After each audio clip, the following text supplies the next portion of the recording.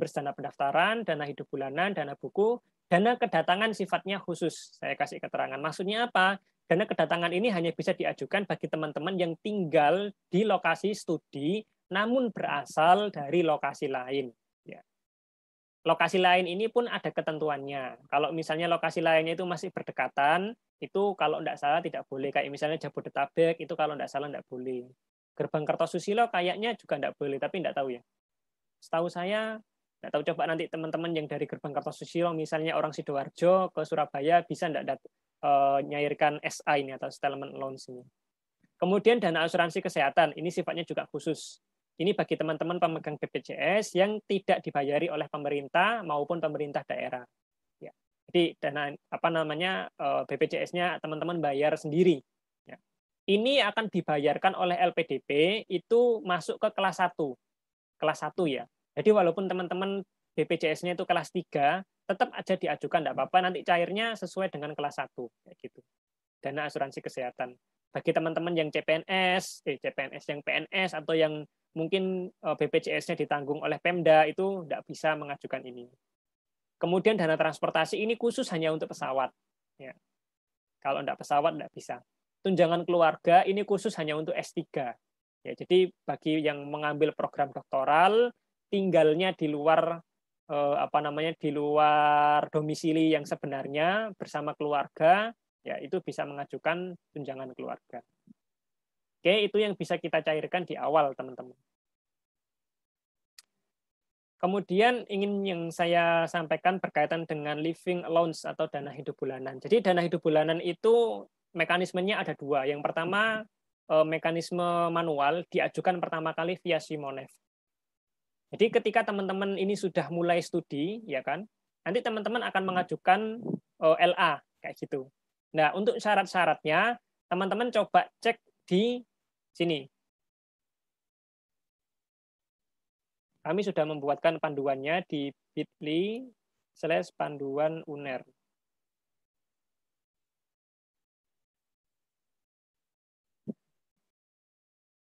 Nah, nanti di sini teman-teman masuk ke ini panduan pencairan beasiswa, dibacanya urut ya. Dibacanya urut mulai dari 0. Ini kok belum di-sort ini. Nah, ini mulai dari 0. Jadi di sini kami akan jelaskan secara runtut apa saja yang perlu teman-teman siapkan. Terkait dengan dokumen-dokumen yang perlu teman-teman siapkan juga ada di sini semuanya. Ini teman-teman silakan baca pencairan dana hidup bulanan. Yang penting bacanya runtut, nanti teman-teman insya Allah mudah untuk mencairkannya. Kayak gitu. Selanjutnya, setelah mengajukan secara manual, teman-teman akan mendapatkan LA itu secara otomatis cair setiap 3 bulan setelah melengkapi aktivitas studi di Simonef ya. Jadi setelah teman-teman itu nanti sudah 3 bulan ya, misalnya September ini mengajukan, berarti kan cair. Berarti pencairannya kan September, Oktober, November. Nah, nanti ketika bulan Desember, itu teman-teman akan cair otomatis, tidak perlu mengajukan melalui Simonef, akan cair otomatis ketika teman-teman melengkapi di sini akademik. Nah, di sini kan ada beberapa term ya kan ya, ada term 1, term 2, term 3 dan seterusnya. Ini sesuai dengan semester kita. Misalnya di term 1 ya. Nah, kan teman-teman nanti mengisi di sini terlebih dahulu description-nya. Aktivitasnya apa saja gitu. Terus diisi dokumen-dokumen yang memang teman-teman sudah punya. Kalau di awal kan enggak punya file transkrip. Transkrip itu KHS. Kan belum punya. Berarti yang bisa teman-teman upload itu misalnya KRS sama surat keterangan mahasiswa aktif atau SKMA. Nah, kalau bisa SKMA ini selalu diminta ketika awal semester. Jadi ketika masuk semester 1 minta, semester 2 minta, semester 3 minta. Di masing-masing admin prodinya. Ada yang melalui admin prodi, ada yang melalui admin fakultas. Ya. Jadi diisi yang bisa diisi saja. SKS-nya diisi kalau memang sudah tahu. Kalau sudah tahu IPS-nya atau IPK-nya diisi, tapi kalau belum tahu dikosongi kayak gitu.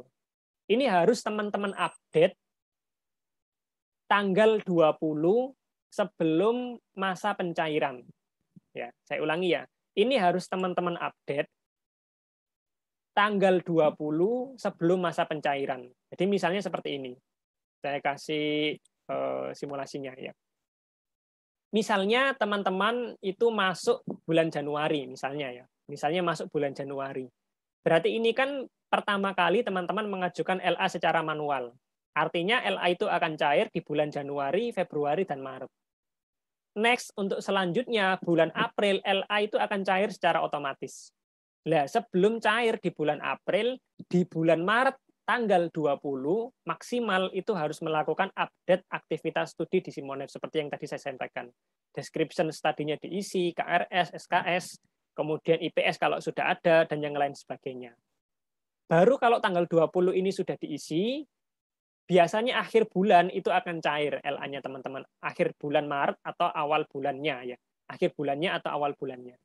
Dan seterusnya seperti itu. Nanti bulan April cair, ketika nanti bulan Juli mau cair, bulan Juninya yang harus diupdate kayak gitu. Jadi kalau misalnya bulan September ini cair ya, September, Oktober, November cair manual. Desember teman-teman akan cair otomatis. Lah sebelum Desember berarti November tanggal 20 itu harus mengupdate aktivitas studi di Simonev dan seterusnya seperti itu.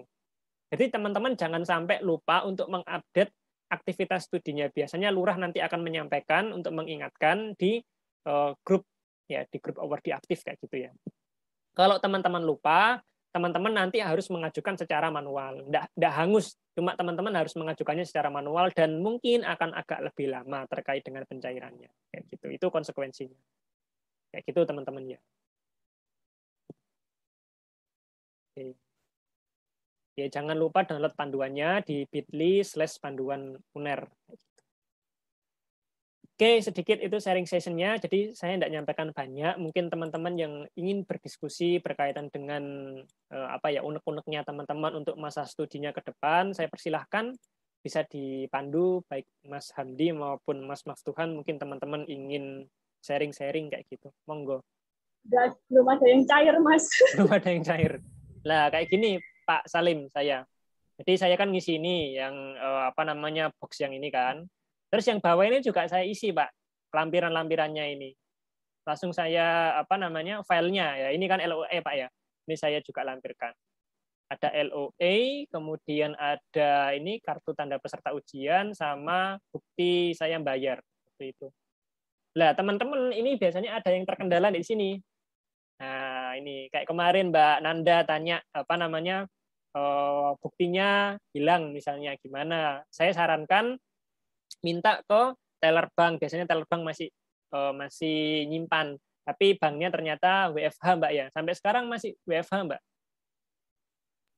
Yang bank saya bayar kemarin itu kayaknya masih WFH sih, Mas. Oh, jadi gitu. adanya yang pusat itu tadi, tapi ya nggak bisa kayaknya. Nggak bisa. Nah, ini biasanya teman-teman terkendala di sini.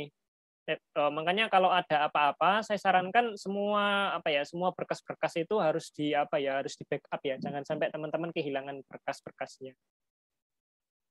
Ini Pak, jadi saya langsung copy paste aja di sini. Khawatirnya soalnya kalau nggak lengkap itu nanti akan terkendala juga. Nanti di reject sama LPDP, direvisi nanti lama lagi. Mendingan dilengkapi di awal untuk mengantisipasi begitu Pak. Ya, Mas ngapunten itu tapi saya PDF-kan di beda halaman, tapi satu PDF kan nggak masalah nggih? Nggak apa-apa Pak. Ini saya beda halaman, di halaman ketiga ini LOE-nya saya. Iya. Nggak apa-apa. Soalnya yang tadi barusan saya download itu yang fund request itu kok ada insert box-nya gitu loh. Oke. Padahal itu kan sudah dilampirkan di halaman-halaman selanjutnya. Oke, bisa di halaman selanjutnya nggak apa-apa. Nggak harus satu halaman. Ini untuk dana pendaftarannya atau reimburse, terus kemudian LA pertama kali seperti ini.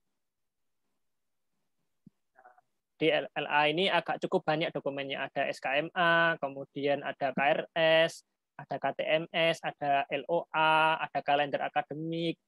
Ada teman-teman yang cuma beberapa dokumen itu sudah cair. Saya sekali lagi buat jaga-jaga. Jadi saya lampirkan yang lengkap sekalian. Itu kan toh juga ini sudah ada semua, tinggal download aja. Gitu. Sama kayak reimburse pendaftaran tadi Mas Dimas, aku izin nambahin. Siap, Mas. Punya aku sebenarnya lengkap kayak punya Mas Dimas, cuma ternyata nggak bisa dicairin. Katanya harus ngelampirin screenshot bukti bahwa biayanya segitu. Oh akhirnya aku screenshot dari webnya Unair kan PPMB, kalau misalnya biaya daftar itunya kan 700.000 gitu. Iya. Jadi itu buat jaga-jaga juga. Iya teman-teman, ada kemarin ya, siapa ya?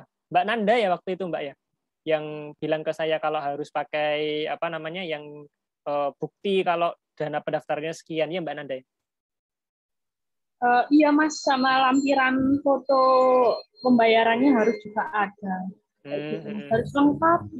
Iya, harus lengkap. Saya nyerah Mas. Jadiannya sama kayak saya dulu, Mas. Iya, Mas Alan ya. Ya, Gimana Mas Akti itu? saya dulu kan bayar lewat ATM kan pendaftaran waktu saya daftar ke UNER itu kan. Nah, di ATM itu kan cuman virtual account kan yang dimasukkan itu.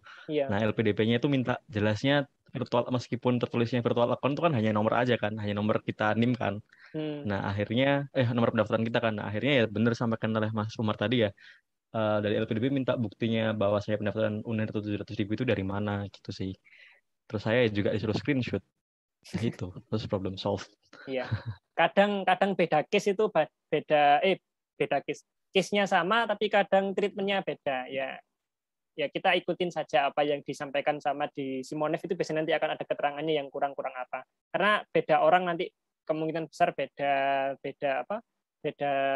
problem solve-nya dari LPDP.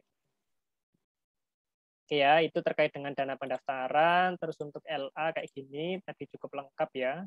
Kemudian BA itu hampir sama kayak LA untuk dokumennya. Sama. Nah, sama semuanya. Dan BA ini bukan berarti 10 juta untuk beli buku semua ya. Ya, teman-teman maksimalkanlah ada yang buat beli buku dan yang lain sebagainya.